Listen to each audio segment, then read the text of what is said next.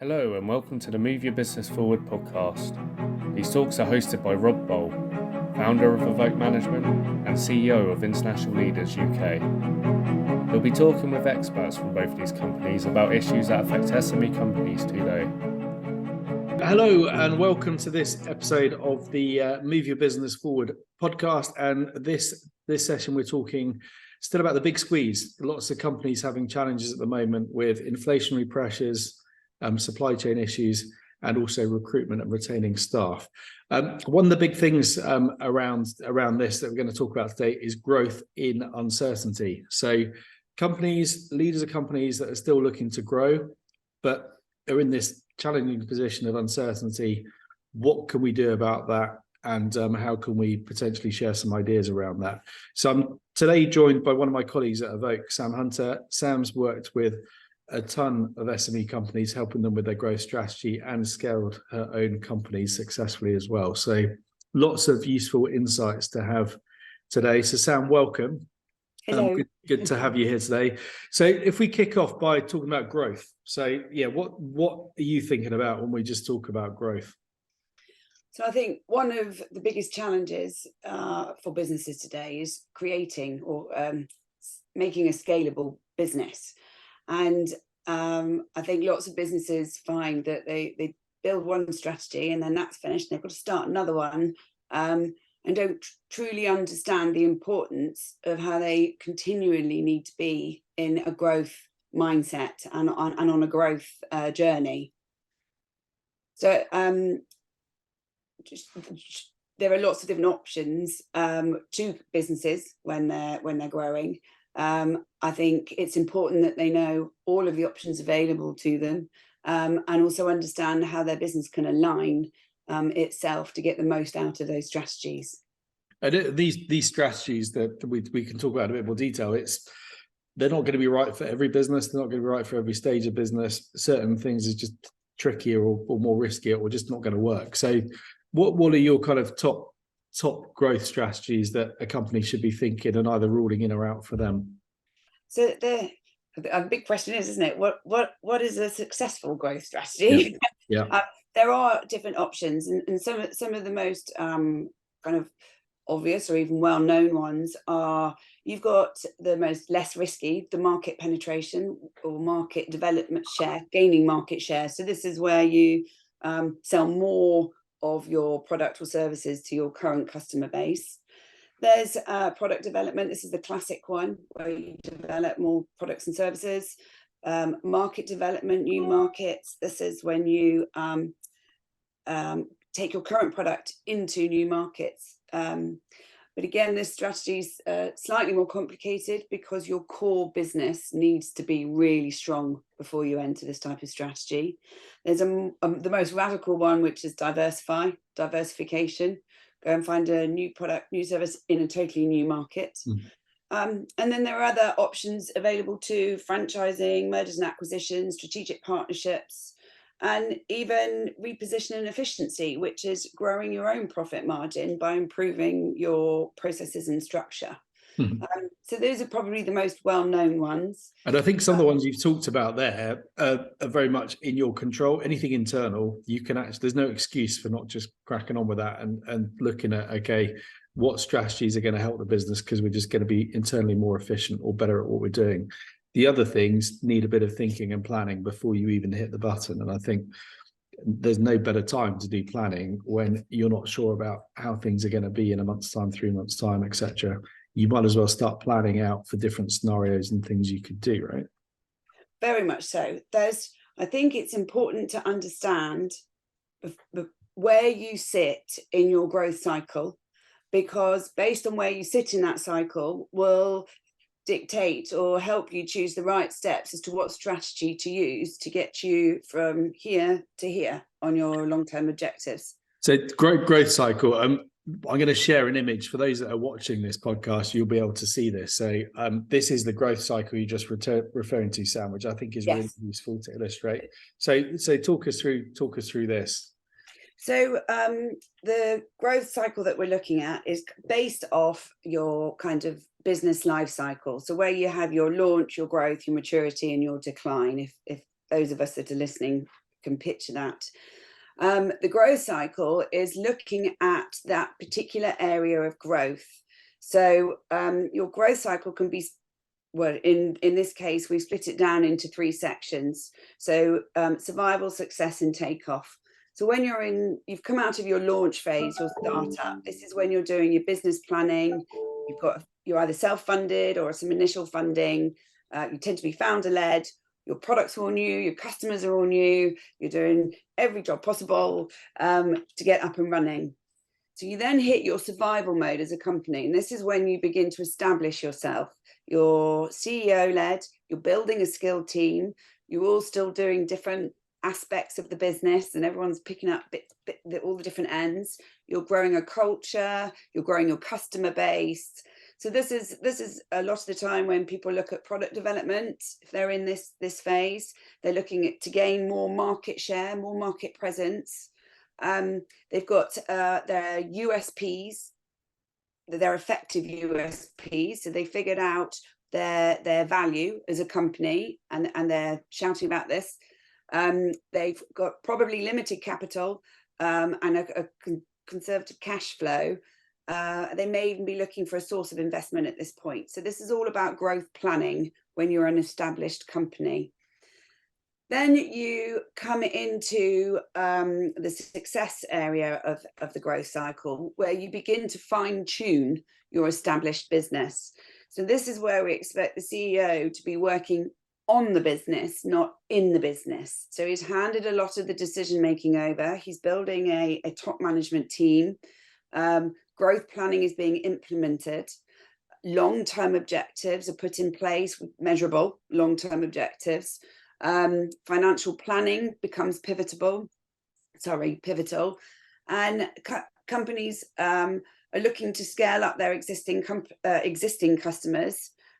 Their systems and processes are looking to become strong. So this is where I said, if you're looking to move into a market development strategy and new markets with your current products, this is where you've got your core business strong with your systems and their processes. You've probably invested in new technology, innovation strive, and your research and development. You're implementing your product development. Then, and this is where I just thought I'd mention, lots of companies think they're still going on a growth trajectory. And you need to be careful, because sometimes you might still be growing and your figures and your cash, your revenue will be showing you that you're growing. But this is where your profit might start to get squeezed based on external factors. In our case, in this current moment of time, uncertainty with the economics of things, Brexit, COVID, unstable government. So that all these things start to affect your business. Now, this becomes a choice for a company where they might not have realized their decline until they've moved into the maturity market. So a good way to come at your business here is to look for another takeoff. So another big push in growth. And this can be quite fast growth based on the strategies chosen here. So you're scaling up your finances. A lot of research and planning has to go into this. This is when you look at the strategies that involve business diversification. I mean, it's quite a radical strategy. Or you look to do mergers and acquisitions. This is where you're looking for big growth. And again, with a long-term objectives. And then as you come out of this, you move into your maturity phase where you get a more dominant presence and you're looking at year-on-year business growth, your resources have matured, and you continue to look to be more consistent and to consolidate your infrastructure. Great.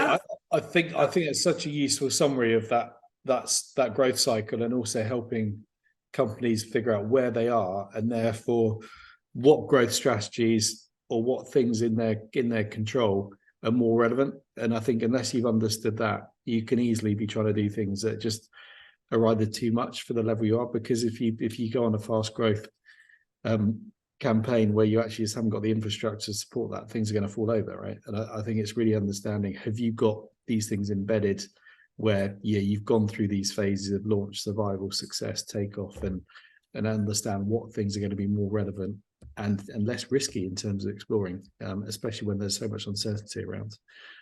Well, I think that was really useful. And if anyone listening to this couldn't see that and wants to look at that, they should get in contact through the site and the podcast links. But that's really useful. Before we talk about uncertainty in a bit more detail, anything else there to add, Sam, in terms of that growth cycle and what growth could mean to different people, different businesses?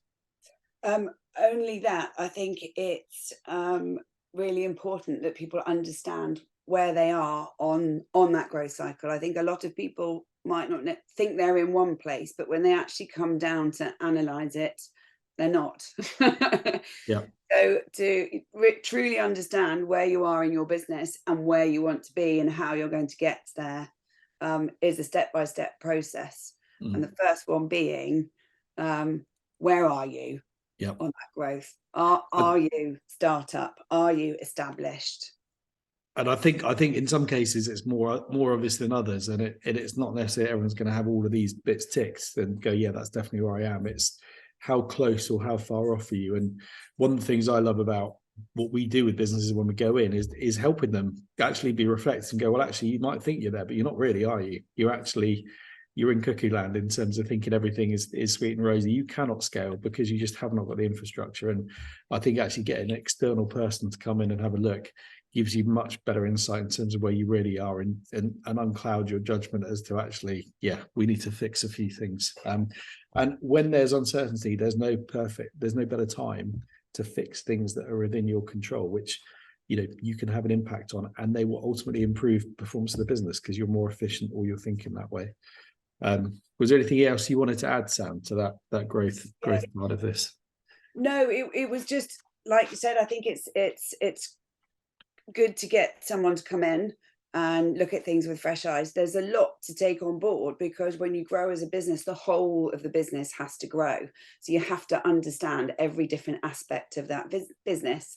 But then you also bring in, which kind of moving on to the uncertainty side of things, you're bringing in external factors that are also going to affect that and kind of push you off that journey. So you also need to take into consideration, your value proposition and your customers and how they're perceiving you and what their journey's like when they're within you. And there's a lot to take on board to understand where you are and how you're being perceived and what your next stage in growth is going to be. No, 100%.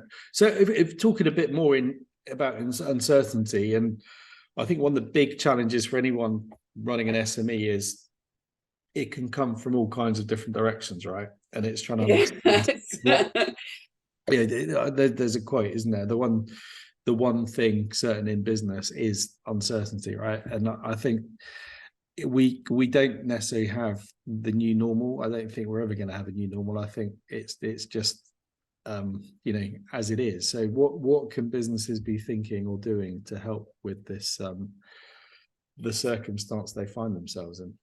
So I think the main importance when it comes to uncertainty, be it one or two things or this ambiguous market that we're in where everything seems uncertain at the moment, is never underestimate it. So you don't want strategies that won't defend a threat or realize those opportunities, because it just won't succeed. So I think it's in how do we react when things don't go to plan is a question that we should all ask ourselves, within our businesses. Leaders, so when we've gone into business, and correct me if you disagree or agree, Rob, but leaders, when we go into businesses and they're dealing with uncertainty, tend to experience that leaders tend to abandon the planning process and start to go with gut instinct, which isn't necessarily a wrong or a bad thing. However, it does make that business become more short-term focused. It makes them become unable to plan as well. They're missing the opportunities that are emerging, and most importantly, they're missing the changing customer platforms and profiles of their business, which makes things harder and harder to make makes it harder to make decisions.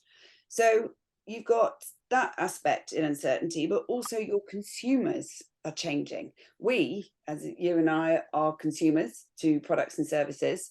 And with all this uncertainty going on, we look to seek more information before we make decisions. We tend to be more trusting and ironically more vulnerable, but that makes us make short-term decisions more often. We brand switch, we become more value conscious. So when things don't go to plan, I think it's important to take a deep breath and step back from your business and go back to your basics, almost as if you were establishing the business again, and understand your customers, understand how they are perceiving you.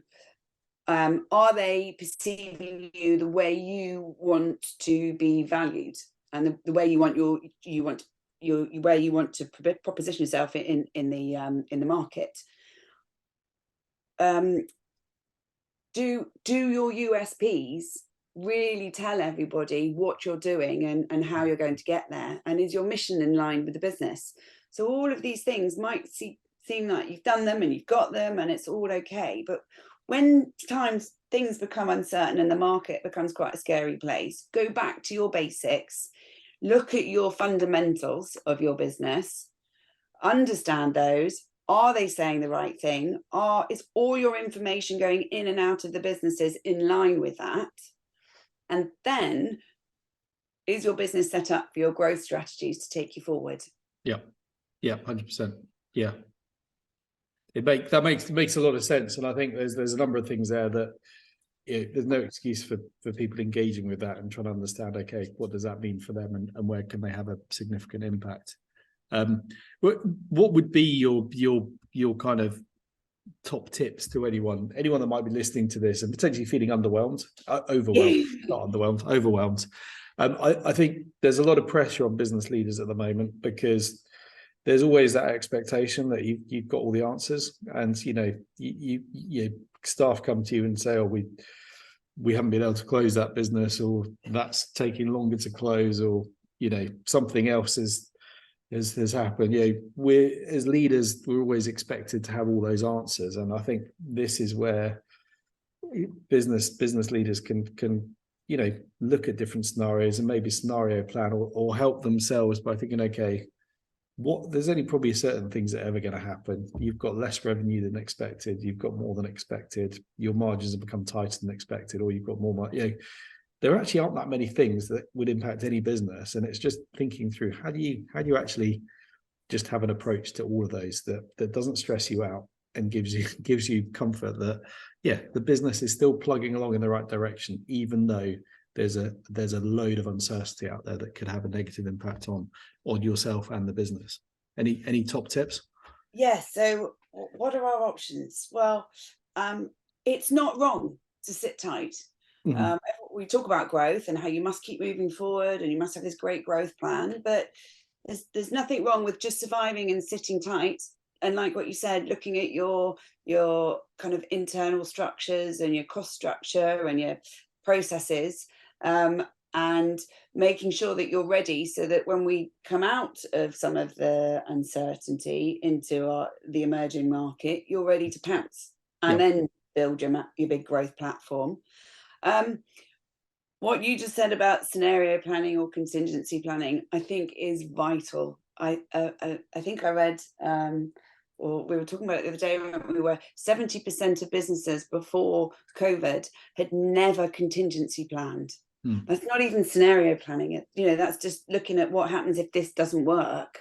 It's so important to scenario plan, look at the alternative futures to your business or the range of futures, and almost have a scenario team in place, because it's going to affect different areas of your business when your scenario when the kind of future arrives. And is your strategy and your objectives, is the whole business able to change and adapt to change when it comes to doing that, or are you only looking at one area of it? So I think that's important. I think it's make sure your operations and your team is efficient. Make sure you're protecting your core business. That's very, very important. But at the same time, the way we move forward is scenario plan, contingency plan, look at a range of future outcomes, look at the risk, base of rate of return, decide which option you're going to follow. Don't be afraid to make mistakes. Yep. I think if you make sure you've got enough cash in your business to last 12 to 24 months, cash runway, I think it's called, then you have a little bit of leeway for things to not necessarily work or go right, to come backwards and readdress your growth and go forward in another direction. Yeah, just on that cash runway, I think for different businesses, it's a different amount you should have, but it's understanding what you should have so you know you've got some bandwidth to not worry or not put too much pressure on yourself too early. But I think assessing how much cash runway is appropriate for your business and how you lock that in and make sure you're protecting that, I think is really important. We need to wrap up this podcast because we're Sorry, Rob. no, it's great. We could carry on and probably do a much longer podcast on this. Is there any final tip or thing you want to share, Sam, with anyone that's thinking about this and wants to do something about it? So I think companies that we've worked with that are able to accelerate their growth in times of uncertainty have focused on, I'd say, 4 major things: protecting your strategic growth, enabling change, equipping the business to navigate uncertainty effectively is vital, and also enabling your business to respond quickly to emerging opportunities and any risks. Yeah. Great. That's perfect. Sam, thank you so much. I really enjoyed that. And the last thing I would say is that no one should be alone on this. You know, everyone is facing similar uncertainty and challenges at the moment. If you're not sure what to do, talk to someone. And if you want that to be one of us or one of our colleagues at Evoke, it's not a bad starting point. Have a conversation, get some free input into what you're thinking, and some advice is hugely valuable. And that's what we're about, helping people who might be thinking they're overwhelmed or in the only one suffering from all of this. They're definitely not. So yeah, look forward to talking to anyone that's listening to this. Thanks again, Sam. Take care. Cheers. Thanks, Rob. Thanks for listening. If you'd like more information about the topics discussed in this podcast, then you can find us on our website at moveyourbusinessforward.com.